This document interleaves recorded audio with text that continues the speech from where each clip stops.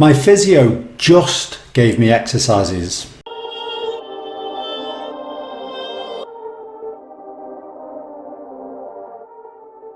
Now I hear this all the time, especially with the word just and the emphasis placed on just. Better than no exercises, I suppose, but what's this all about? Well, exercises are a cornerstone to physiotherapy, and all the research and all the NICE guidelines and everything else show that exercise should certainly be at the center of what we do.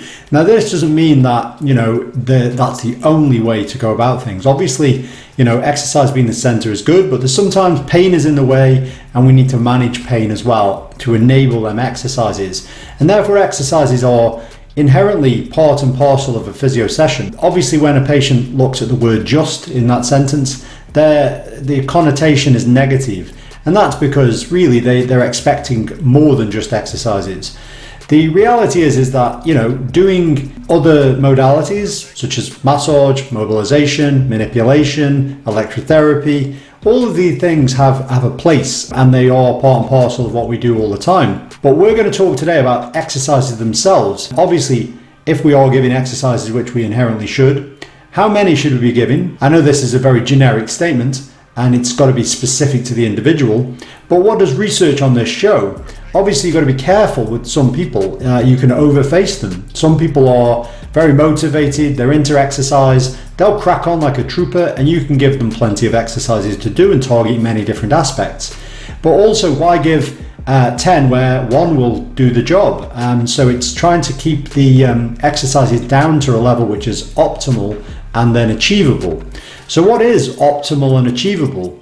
Well, there was a research study done here looking at this exact subject. So here they had 108 back pain and neck pain sufferers, and they were given exercises. So one group was given less than 3 exercises and the other group was more than 6 exercises. So what did they find? Well, it didn't surprise me too much that they found that effectively the less than 3 exercise group were better at adhering to their exercises and sticking to their exercises than the group who were given more than 6. This was looked at 1 month after giving the exercises, so they were still doing them better in the lesser group than the more higher group at 1 month post giving the exercises. And the amount of difference was twice as likely. So it's fairly significant, or very significant. So obviously this is highlighting that en masse, in general, you don't want to give too many exercises. But bear in mind, each person is different. I sometimes give 1 exercise to someone.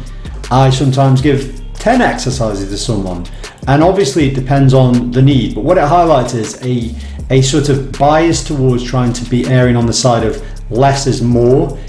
Obviously you've got to be careful with that analogy, but obviously you've got to be careful giving them too many, certainly with the reading of that person. If the person is very much unlikely to be sticking to stuff, don't give them too many, even though more might be better. More might overface them, so therefore you've got to keep them a bit lower. Another thing that was very interesting in this study was they also looked at if you reassured the patient and you gave clarification on the exercises, then they were even more likely to adhere to the exercises. So it's not as simple as just giving the exercises. You've got to make sure they understand them, they understand why they're doing them, they understand the techniques of them. This is why here at Hawks Physiotherapy, we have videos showing you exactly how to do them, descriptions about how to do them. We demonstrate them in the session, we get you to do them, and we are available to be discussed with about exercises if there's a problem. And this is very much another area which is shown in this research to make the patient stick to their exercises better. And at the end of the day, the exercises are only as good as doing them. If you don't do them, they don't work, So this is obviously another thing that was very interesting in this research study too. So in summary, try to keep them lower versus higher, but make sure you give the right amount.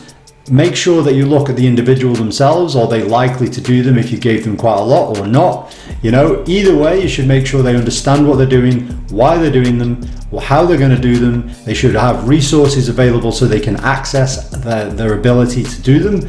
And obviously you should be available for them to obviously come back to you and say, oh, I was not quite sure about that. Can you go through that again?